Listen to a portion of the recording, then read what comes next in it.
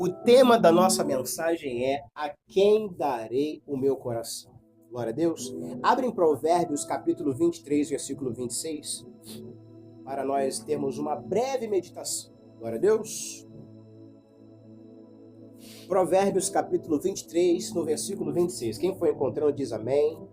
A outra diz aleluia. Vou fazer a leitura para ganhar tempo, tá, gente? Versículo 23, 26 diz assim. 26, 26, ok? Dá-me, filho meu, o teu coração, e os teus olhos observem ou deleitem-se nos meus caminhos. Amém? Santos preciosos, amados de Deus, nessa noite nós queremos ouvir a palavra de Deus. E o Senhor vem trazendo aos nossos corações agora esse versículo, onde ele diz: a quem darei o meu coração? Amados, eu quero fazer uma pergunta para vocês agora, ou algumas perguntas. Quem é digno de receber o nosso coração? Quem irá cuidar dele? A quem nós poderemos entregá-lo? Tendo uma profunda tranquilidade, sabe, família? E paz. A quem nós poderemos entregar o nosso coração sabendo que dessa pessoa jamais viria um machucado, uma ferida, uma tristeza? Então eu quero passear com vocês agora em algumas passagens rapidamente, mas o rapidamente não significa que não vamos receber alimento, amém? Alguns trechos da Bíblia Sagrada vão nos alimentar hoje. No Novo Testamento nós encontramos João capítulo 4, a mulher samaritana. A mulher samaritana, ela deu o seu coração. E alguns relacionamentos muito passageiros. Então, nessa passagem, Jesus oferece um relacionamento eterno para ela. Porque Jesus replicou-lhe e disse: todo que me der, todo aquele que beber dessa água do poço, amém? Você lembra, Biana? Todo que beber de volta desse poço, mais uma vez, ele vai voltar até o que? Sede. Mas aquele que beber da água que eu lhe der, esse nunca terá sede. Pelo contrário, a água que eu lhe der fará nessa pessoa uma fonte de água viva que jorra para a vida eterna. Essa fonte está em você. Diga amém? Então, Jesus ele não levou em consideração o fato dessa mulher ter estado em uma maneira irregular. Jesus não se preocupou em tocar diretamente nesse ponto. Ele até tocou porque ele é profeta, ele tem que limpar, mas antes de mais nada ele disse: olha, se você beber dessa água, você vai voltar a ter sede. Mas ele disse: beba dessa água que eu estou te dando, porque se você beber da água que eu tenho para dar, essa sede que você tem, ela vai exterminar, ela vai acabar. Eu quero dizer também, em segundo lugar, que Jesus levou essa mulher a um relacionamento com Deus. Amém? Por quê? Porque ele disse assim: mas a hora vem, agora é, em que os verdadeiros adoradores adorarão o Pai em espírito. Nós temos que adorar Deus todos os dias em espírito, mas com verdade. Porque o Pai procura quem o adore assim. Então, amado, nós temos relacionamentos passageiros, não é verdade? Mas a pergunta dessa noite que o Senhor Deus quer nos fazer, e eu estou muito temeroso, porque a palavra de sábado foi bem dura nos nossos corações e ao nosso ministério. Deus disse: cuidado, vigia, não é isso, Nick? Cuidado, vigiai, porque senão eu posso vir como um ladrão e fazer aquilo que você não espera. Então, Deus está perguntando hoje pra gente: e o relacionamento eterno, como é que tá, hein? Nós temos o costume de dar o nosso coração a quem passa velozmente pela vida, sabe? Mas e aquele que vive para sempre? Como é que deve estar o nosso coração no dia de hoje? Como é que deve estar o nosso relacionamento nesse exato momento? Aquele que vive para todo sempre é ele que tem que ter a nossa primazia, Paty. Tem que ter a nossa atenção, tem que ter o nosso cuidado, tem que ter o nosso carinho. Em segundo lugar, nessa noite eu quero tocar com vocês sobre a pessoa do jovem rico. Vocês lembram do jovem rico em Mateus 19? O jovem rico entregou o seu coração ao quê? Às riquezas. Ele desejou a vida eterna, mas ele também queria dar uma mesclada, ele desejava os bens terrenos, sabe, Patrícia? Porque ele disse assim, a palavra diz assim, e eis que se aproximou dele um jovem, e lhe disse, mestre, que bem farei para conseguir a vida eterna? Alô, Biana? Então, a religiosidade desse jovem era muito limitada, a religiosidade no bom sentido, amém? Era muito limitada, porque ele disse assim, olha, tudo isso eu tenho guardado, então o que me falta ainda, mestre? O que me falta? Só que esse jovem, ele estava considerando tão somente um tipo de guarda da palavra. Ele estava considerando apenas uma espécie de guarda e não principalmente a observância ou a prática aos mandamentos. Por exemplo, ele esqueceu da parte em que diz não cobiçarás ou não terás outros deuses diante de mim, porque o valor que ele dava para o dinheiro dele era uma idolatria. Então, nós estamos falando hoje sobre o coração, amém? Aqui nós temos que apresentar o nosso coração. Então, ele esqueceu dessa parte, sabe? Não cobiçarás. Por que então que ele teria sido tão audaz em dizer para Jesus, Senhor, eu já tenho feito isso tudo. Mas Jesus foi e tocou na ferida. Olha, o coração desse jovem era das riquezas, pertencia às riquezas. Cada um de nós, nesse exato momento, está com o coração em alguma coisa que não o Senhor. Cada um de nós, por quê? Porque a palavra está vindo. E o Senhor quer nos realinhar. A palavra do momento é realinhar, ou alinhamento espiritual. Você pode repetir? Realinhar, ou alinhamento espiritual.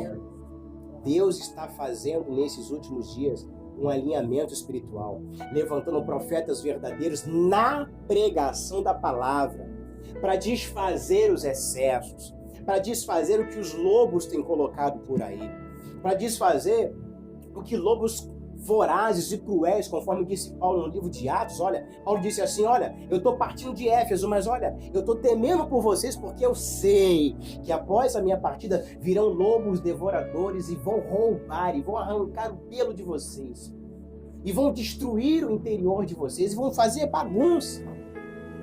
Então está sendo levantado, Patrícia, uma geração de profetas verdadeiros, mas na palavra. Não adianta eu somente dizer assim, diz o Senhor, ou eu estou vendo um anjo, ele está fazendo, é muito lindo, mas se não prega a palavra, para mim está feio. Então, ao ouvir de Jesus que deveria vender tudo o que ele tinha e se solidarizar com os pobres, ele se entristeceu. Ele não tinha um coração aberto, sabe, Monique? Ele não tinha um coração receptivo, aberto, não, ele não tinha. Ele não tinha um coração que entendia da necessidade de se abrigar e de crer em Jesus. Ele não tinha esse entendimento. Ele não tinha essa compreensão. Então, o relato bíblico informa o seguinte, mas o jovem, ouvindo essa palavra, retirou-se triste. Por quê? Porque possuía muitos bens. Então, nessa noite, mesmo que nós tenhamos muitos bens, ou não, mesmo que nós tenhamos muitas de outras coisas, você vai nesse exato momento buscar dentro de você o que é que você está tendo além da presença de Cristo. O Senhor mostra para elas o que eu estou. Eu quero que você comece a buscar dentro da tua mente, dentro do teu coração, coisas que estão no lugar do Senhor. Nós não podemos possuir mais nada, gente, mais nada além do poder, além da unção. Em primeiro lugar, no coração, amém? Nós não podemos ter nada que passe a substituir a presença do Cordeiro. Então, para esse jovem, continuo eu dizendo para vocês, parece-nos que eram as riquezas que o possuía, que tomavam conta da alma dele, tomavam conta dos sentimentos dele, tomavam conta da religião dele. A religião no sentido verdadeiro do religar-se a Deus. Religião significa religar-se. Então esse jovem estava preso. Então para ele entregar os seus bens, entregar um dízimo, entregar uma oferta, seria não uma obra, mas uma ofensa, seria algo triste.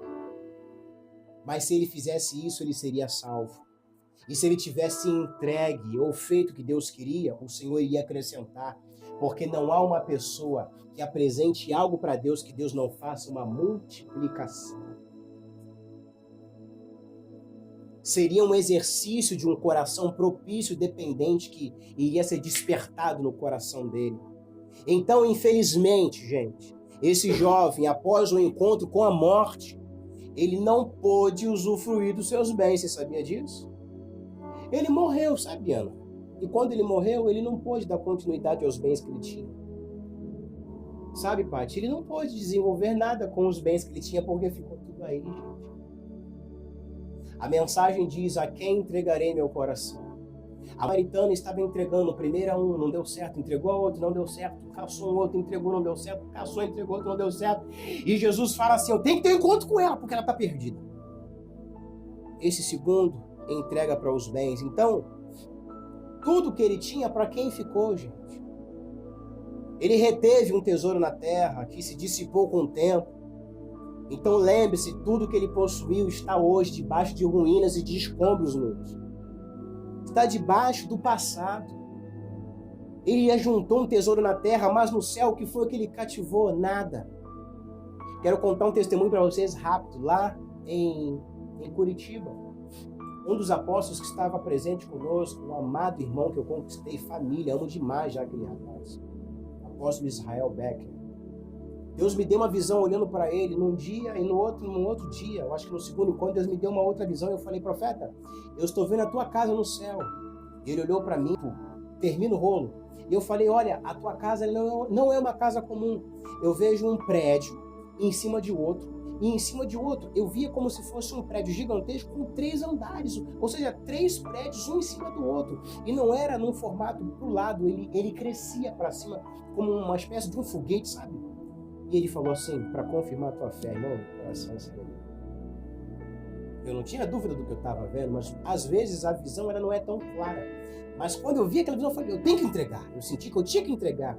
E eu vejo ela clara, eu vejo ela de cor clara. E ele falava assim: já me disseram isso, assim, assim, assim. Eu falei: pois é, desse jeito que eu estou vendo. Ele está construindo tesouros no céu, enquanto está aqui na terra. Ele está se doando, fazendo a obra, fazendo a vontade do Pai. Então, em que temos posto nosso coração? Qual o alcance da nossa religiosidade? De onde? Ou do que tem vindo a nossa alegria, gente? Pelo amor de Deus, vamos despertar nessa noite. O que é que está te cegando? O que é que está cegando a você e a mim para nos tirar da posição que Deus requer? O que é que está tirando você ou de mim a alegria que Deus colocou um dia? Então repita comigo hoje. Se alguém estiver acordado no culto, repita comigo nesse momento em nome do Senhor Jesus. Hoje, eu jogo por terra tudo aquilo que corrói, que rouba, que serve como ladrão dos meus tesouros no céu e da minha alegria na terra. O que for ligado na terra é ligado no céu. E é desse jeito que está acontecendo, do jeito que você orou agora. Então, avançando na mensagem, porque nós temos que liberar nossa irmã, a mulher pecadora derramou seu coração aos pés de Jesus. Qual mulher pecadora? Eu já estou falando agora da mulher de Lucas capítulo 7, a que ungiu os pés do Senhor. Amém? Eu tenho que correr, tá bom? Ela derramou o seu passado, Biana. Ela derramou o bálsamo. Derramou o seu arrependimento. O que foi arrependimento? As lágrimas. Ela derramou o seu orgulho e a sua vaidade quando? Quando ela enxugou com os seus cabelos todos as suas lágrimas e o óleo. Ela usou o próprio cabelo. Então veja uma adoração diferente. Alguém que está quebrado, alguém que está com uma dificuldade, mas que, peraí. Hoje é dia de culto. É o que você está vivendo aqui agora. Então você tem que ofertar o melhor culto possível. Naquele exato momento haviam fariseus, saduceus, haviam pessoas de ordem eclesiástica ali. Mas estava um culto chato, sabe, Biana? Estava um culto que ninguém prestava atenção, sabe, Patrícia? De repente entrou uma mulher pecadora. E ela fez o que nenhum dos santarrões estavam dispostos a fazer. Ela entrou quebrada. Ela entrou dizendo, Senhor, olha, eu sei que eu estou toda errada, mas eu trago aqui o melhor do nardo que eu tenho. Digamos que isso aqui é o bálsamo que ela tinha, o perfume que ela tinha, caríssimo naquela época. E ela vai até os pés do Senhor. Mas como é que ela entra? Se rastejando. Biana, quando o espírito do rastejar, entenda a linguagem espiritual, quando o espírito da humildade de chegar por baixo, sem coroa na cabeça, chegar quebrado diante de Cristo, dizendo, Paizinho, como uma criança, sabe? Tira a sua coroa e chega, Pai, o Senhor pode me dar a tua bênção? Eu estou com um problema, eu estou errado, eu estou com problemas, eu não sei como sair dessa situação, eu não sei esperar, está difícil, mas Pai, eu tiro a minha coroa. O Senhor, por favor, pode estender o seu cetro na minha direção. Ele jamais vai negar de estender o cetro na sua direção.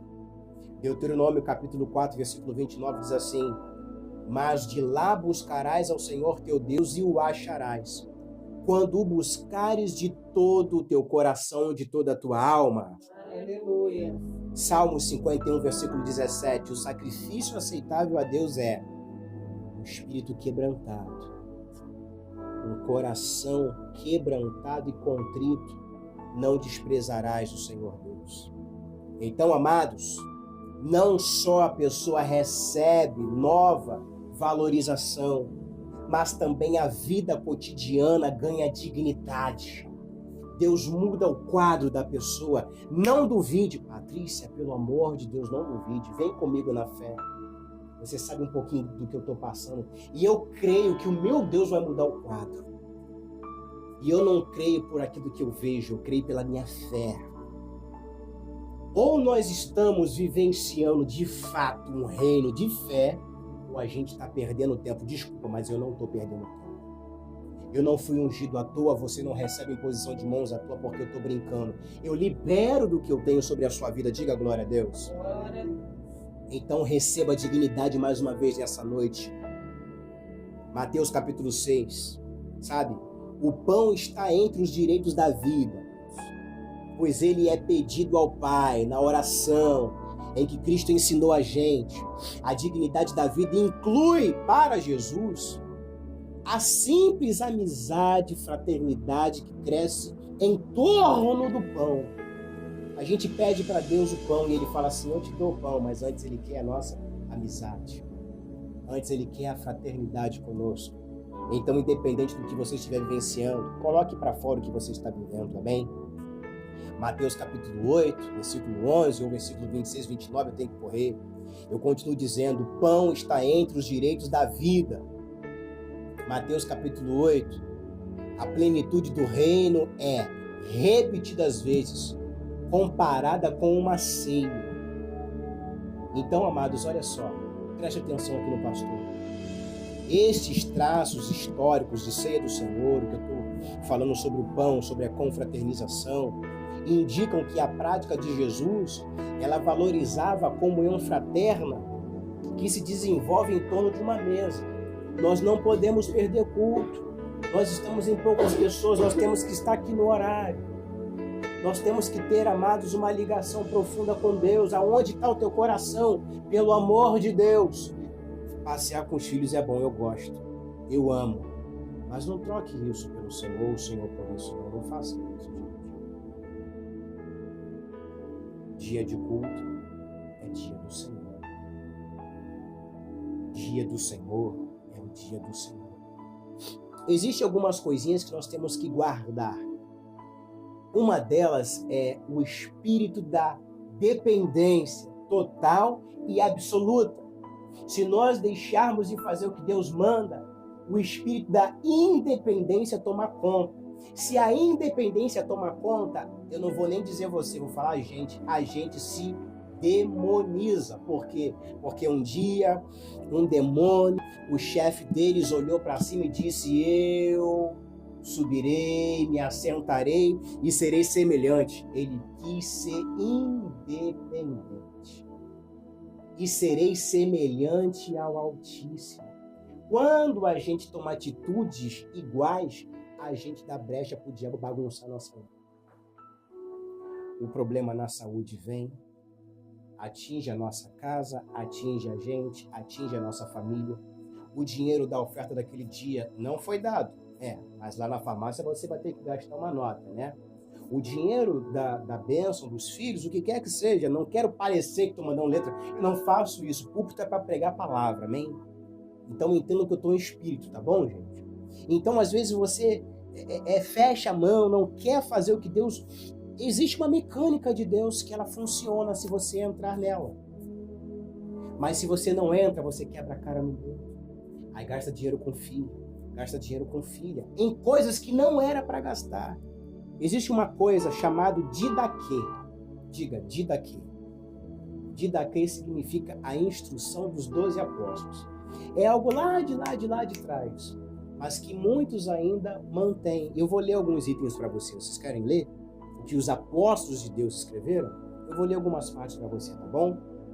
Ele diz assim no capítulo 1: existem dois caminhos, o da vida e o caminho da morte.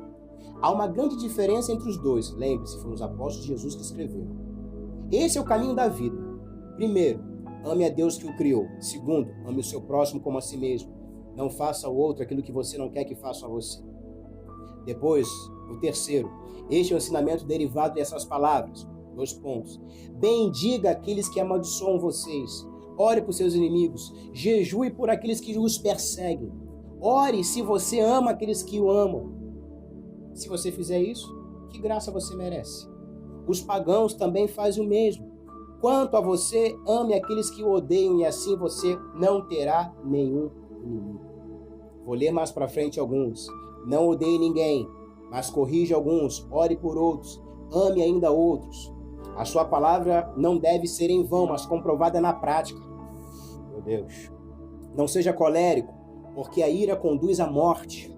Não seja ciumento também, nem briguento ou violento, pois o homicídio nasce de todas essas coisas. Vou partir para alguns capítulos mais à frente. Capítulo 11. Se vier alguém até você e ensinar tudo o que foi dito anteriormente, deve ser acolhido. Mas se aquele que ensina é perverso e ensina outra doutrina para te instruir, não lhe dê atenção. No entanto, se ele ensina para estabelecer a justiça e conhecimento do Senhor, você deve acolhê-lo como se fosse o Senhor. Outro ponto.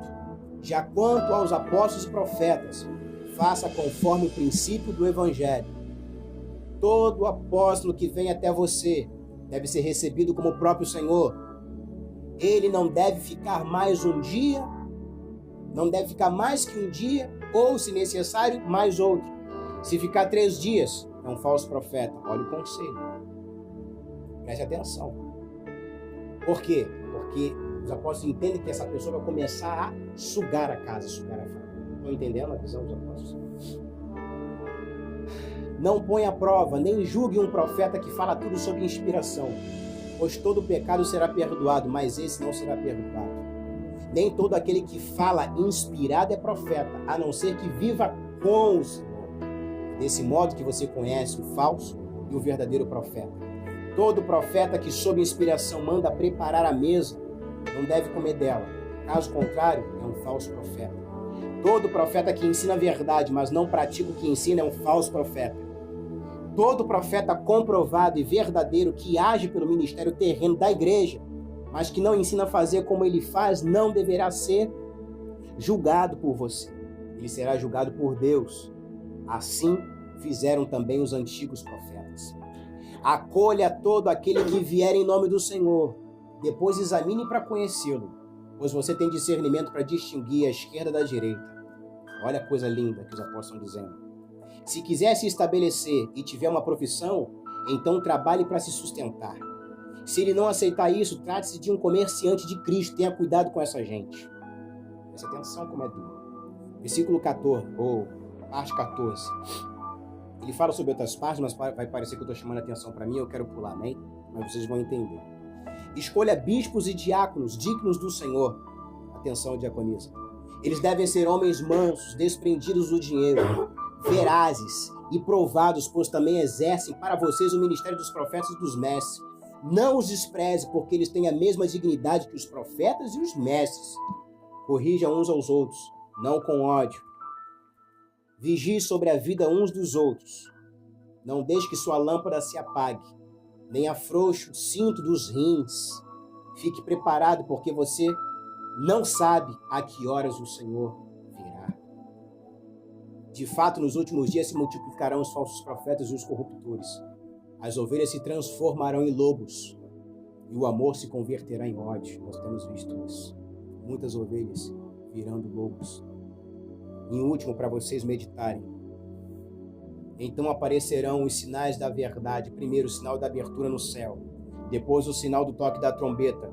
E em terceiro, a ressurreição dos mortos. Sim, a ressurreição. Mas não de todos, conforme foi dito. O Senhor virá e todos os santos estarão com ele. Então o mundo assistirá o Senhor chegando sobre as nuvens do céu. Amados, em nome de Jesus, entendo. Eu vou finalizar. Precisamos considerar seriamente a pedagogia de Cristo. Porque nós, como igreja, temos uma vocação divina, sabe? Lutar pelo estabelecimento do reino de Deus, anunciar a mensagem da salvação. Não entregue teu coração para qualquer um. Nesse processo de pregação e ensino, em que se privilegia a prática, os resultados concretos eles vão vir. Que essa palavra te abençoe. Que essa palavra ela produza frutos tremendos no teu coração. E todo pensamento e espírito contrário vai ser destruído por esse ensinamento no teu coração.